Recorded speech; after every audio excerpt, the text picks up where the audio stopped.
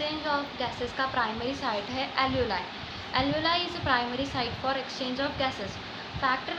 Factors affecting exchange of gases: thickness of diffusion membrane, solubility, partial pressure. ये तीनों factors पे exchange of gases depend करता है. Thickness of membrane means सबसे पहले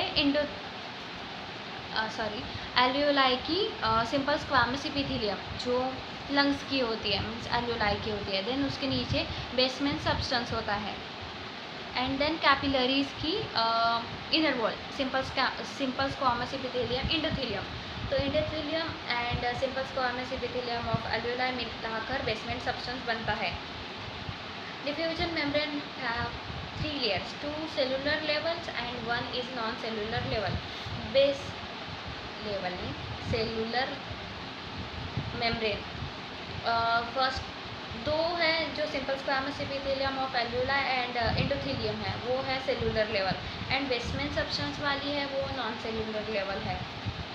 थिकनेस इसकी होती है 0.2 mm, less than 1 millimeter. Basement substance formed by basement membrane of epithelium of alveoli and pulmonary capillary.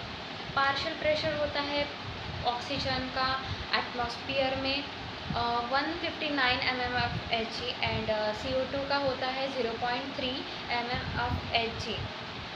Solubility: more soluble means faster diffusion. CO2 is 20 to 25% more soluble than oxygen. Note: diffusion of CO2 across the diffusion membrane per unit difference is a partial pressure which is much higher than oxygen. Exchange of gases between alveoli and pulmonary capillaries. तो oxygen का कैसा होता है एल्यूलाई से capillaries में. एल्यूलाई का होता है ऑक्सीजन एटमॉस्फेयर में होता है 159 mm of Hg. उससे वो एल्यूलाई में जाता है 95 बन जाता है, नहीं 104 बन जाता है. 159 एटमॉस्फेयर में रहता है और फिर वो एल्यूलाई में आके 104 mm of Hg बन जाता है. देन कैपिलरीज में आता है वो 40 mm of Hg. Then CO2 pulmonary capillary में होता है 45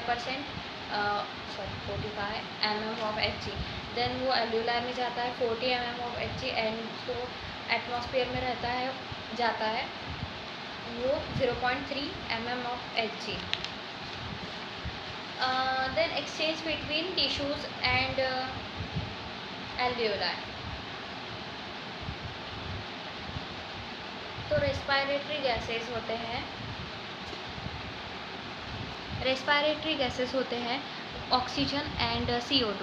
oxygen and CO2. Oxygen atmosphere में होता है 159 mm of Hg and CO2 होता है 0.3 mm of Hg. देन होता है एल्यूलाई में oxygen 104 mm of Hg and CO2 होता है एटमॉस्फेयर में नहीं, एल्यूलाई में CO2 कितना होता है, पार्शियल प्रेशर ऑफ CO2 ये होता है 40 mm of Hg. Then oxygenated blood में होता है O2 का, मीन्स ऑक्सीजन का पार्शियल प्रेशर विच इज़ 95 होता है ऑक्सीजनेटेड ब्लड में ऑक्सीजन और का पार्शियल प्रेशर एंड CO2 का पार्शियल प्रेशर ऑक्सीजनेटेड ब्लड में होता है 40. देन डीऑक्सीजनेटेड ब्लड में जो O2 का पार्शियल प्रेशर है वो कम होता है, मीन्स 40 होता है एंड CO2 का पार्शियल प्रेशर ज़्यादा होता है, मीन्स 45 होता है. देन अब टिश्यू की बारी. टिश्यू में क्या होता है, ऑक्सीजन कम होता है, CO2 ज़्यादा होता है. CO2 ज़्यादा होता है मीन्स 45 mm Hg होता है, कम होता है मीन्स ऑक्सीजन कम होता है मीन्स 40 mm of Hg होता है. Okay. Transport of gases. Oxygen transport कैसा होता है, प्लाज्मा में होता है 7%, प्लाज्मा में होता है 3% एंड 97% होता है हीमोग्लोबिन के साथ. आरबीज तो हीमोग्लोबिन में 2 पार्ट होते हैं, एक हीम पार्ट होता है एंड देन ग्लोबिन पार्ट होता है. Oxygen bind with haem and CO2 bind with globin. एक एक हीमोग्लोबिन 4 ऑक्सीजन के मॉलिक्यूल्स को कैरी कर सकता है।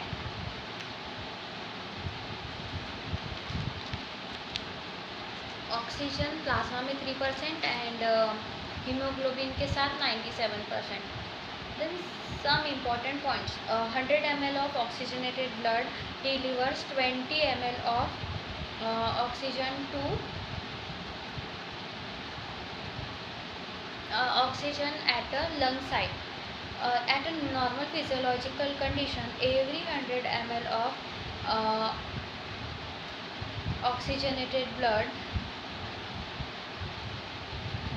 transports or delivered 5 ml of oxygen to tissues. तो बचे 15% कब काम में आते हैं? 15 ml ब्लड कब काम में आता है? 15 ml ब्लड जब काम में आता है जब हम हेवी एक्सरसाइज करते हैं, कुछ ज़्यादा ही साइकिलिंग, कायाकिंग ये सब करते हैं, जब के लिए यूटिलाइज होता है वो। तो every 100 at a normal physiological condition every 100 ml of oxygenated blood delivers to tissues, which is a 5 ml of oxygenated blood to tissues. Oxygen dissociation curve, ये होता है S shape curve, sigmoid curve. Binding of oxygen with haemoglobin is primary related to partial pressure of oxygen. तो ये कब होता है? Percentage saturation of haemoglobin with oxygen and then partial pressure of oxygen.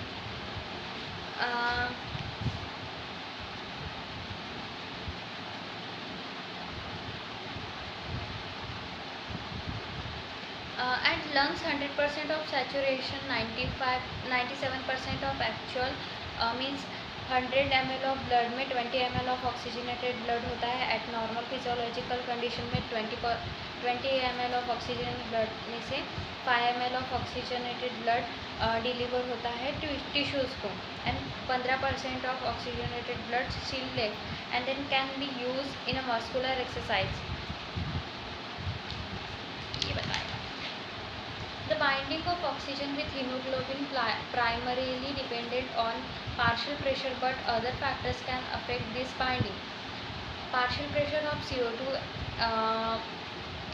hydrogen ions, pH and temperature. This can shift the graph either towards the right and left. तो oxygen dissociation curves होता है जो ऐसे graph होता है ऐसे, and वो ऐसे शेप का होता है।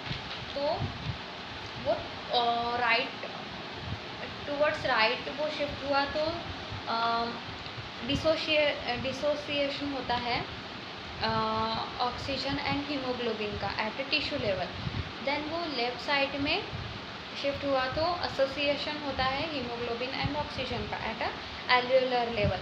तो उसमें क्या क्या फैक्टर्स होते हैं? CO2, partial pressure of CO2, oxygen, pH, temperature and hydrogen ions.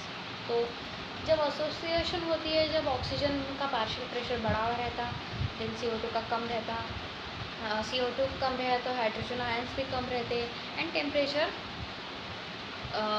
Oxygen ज़्यादा है तो टेम्परेचर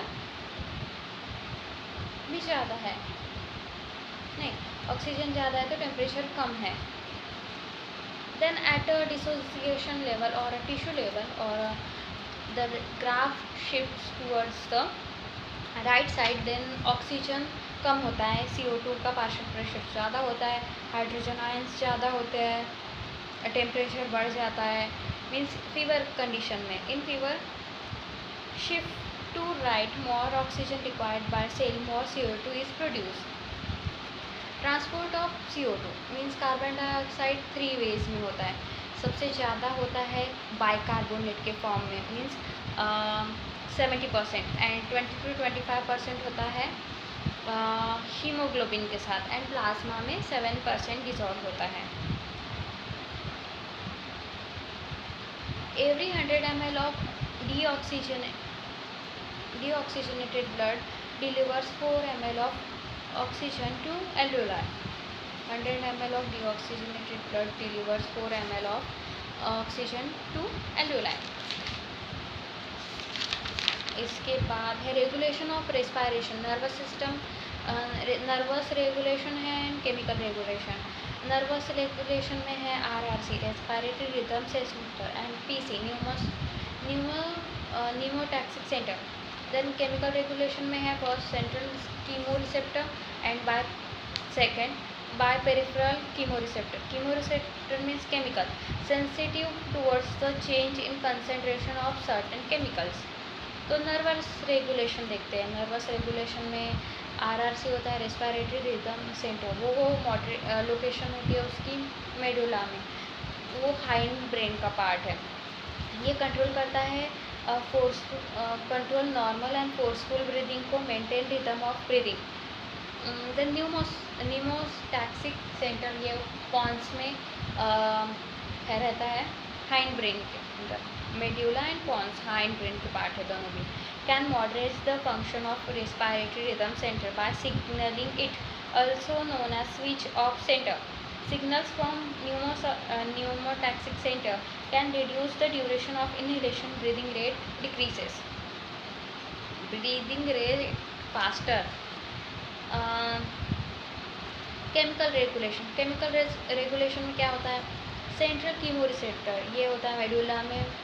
तो chemosensitive area located adjacent to RRC in is sensitive to change in concentration of CO2 and H+ ion in CSF, cerebrospinal fluid। ये medulla में है तो cerebrospinal fluid increase the जैसे ही CO2 का लेवल बढ़ा cerebrospinal fluid में hydrogen ions का increase हुआ है, वैसा ही वो सिग्नल देता है RRC को। फिर RRC ब्रीदिंग रेट इंक्रीज कर देता है। Then peripheral chemoreceptor, peripheral chemoreceptor aortic bodies में होते हैं and carotid bodies. Carotid artery में प्रेजेंट होती है। एंड इंक्रीज जो ब्लड में CO2 का लेवल एंड H+ का लेवल बढ़ गया तो वो भी सिग्नल देते हैं RRC को एंड ब्रीदिंग रेट इंक्रीज करते हैं। अब हम करते हैं डिसऑर्डर्स की बात। एस्थमा जो भी बोल सकते हैं, प्रोनाउंसिएशन की क्या बात है। Asthma allergic disorder which is